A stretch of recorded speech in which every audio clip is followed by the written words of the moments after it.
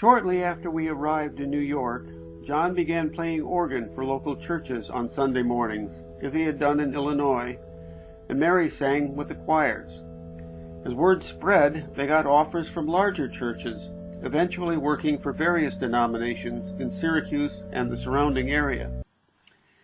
They had participated in some early music performances in the Midwest, and soon they were hired to perform at the Renaissance Fair in Sterling, New York. In addition to all the other work she was doing, raising 6 children and trying to feed all of us, Mary found time to research, design, and create period costumes for the entire family and some of their fellow performers. All of their children were involved at times, although son Paul frequently stayed home to help me on the farm. The musical background is provided by son Jesse, who became an accomplished percussionist, as I could not find any good recordings of their fair performances. The Renaissance Fair took place on 6 weekends in the summer, a very hot and uncomfortable time for those dressed in velvet and brocade, especially when walking up and down hills and carrying harpsichords. They did have a shaded booth to perform some of their singing duties for the Queen. My only contribution was to help build the lectern they used for the music. At other times, they had to perform in the open air, as when they played recorders in intervals between singing engagements. The family performed at the fair for 13 years and began to branch out into other forms of entertainment while there. They performed a musical version of Little Red Riding Hood that was well received. Once again, Mary designed and sewed the costumes, while I built the framework of the folding set and John painted the scenery on it. The show was so popular that the group was asked to take it on the road to a number of northern New York schools, where it was a great hit with the children. We had a small trailer that they used to haul the set and props, but going on the road was hard with all the duties at home. During this time, they had begun doing performances at the barn as well, 1 weekend per month. John was also giving voice lessons to a number of students, both young and old, one of whom agreed to play the role of Amal in Giancarlo Menotti's opera, Amal and the Night Visitors. I had always thought that it was the story of late shoppers at an outlet store, but it turns out to be a recounting of the visit the 3 kings paid to a poor widow and her crippled son on their way to give gifts to the Christ child. The plot is very touching, but also has moments of levity. Once again, Mary was largely responsible for the costumes, while John directed and accompanied. My sole contribution was the birdcage, of which I was proud and which functioned well enough as a holding pen for live birds, but in the interest of maintaining a sanitary environment, it was much better used for housing stuffed parrots. The performances at the barn would feature a number of instruments in addition to the voices of the group that was now known as Spirit of Song. John found a pipe organ for sale at a private residence and bought it. It took 10 of us 3 days to disassemble, label, and transport the organ. It took 2 people a month to reassemble it. In addition to the organ, we had a harpsichord that John had built with a woodworking instructor at the high school where he once taught, and a pump organ, foot-powered, that a student had found for him.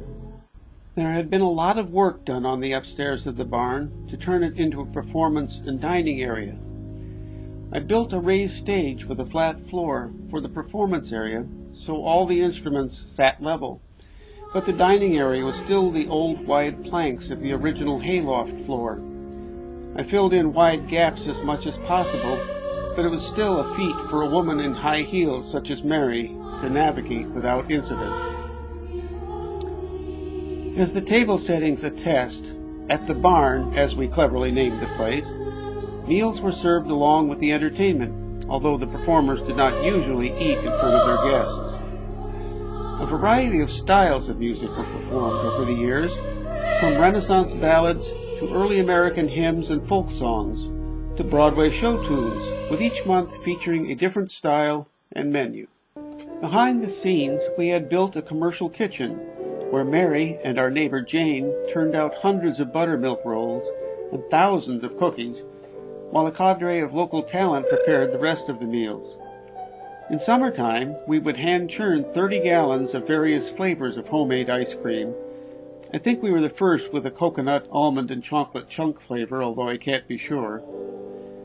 One of the highlights was churning a fresh batch during intermission, my job, and letting patrons do some cranking, then awarding the dasher to someone for licking.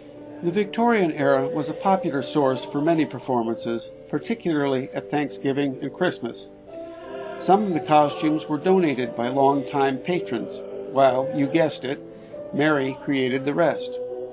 As an aside, she would eventually turn her research into college credit by evaluation. The barn became so popular that we had regular bus tours featuring us as a part of their itinerary. In later years, from Thanksgiving to Christmas, there was at least one performance every day, sometimes two.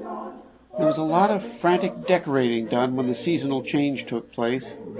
After that, the main problem was keeping the linens washed and dried, and keeping the parking lot plowed and the ramp shoveled.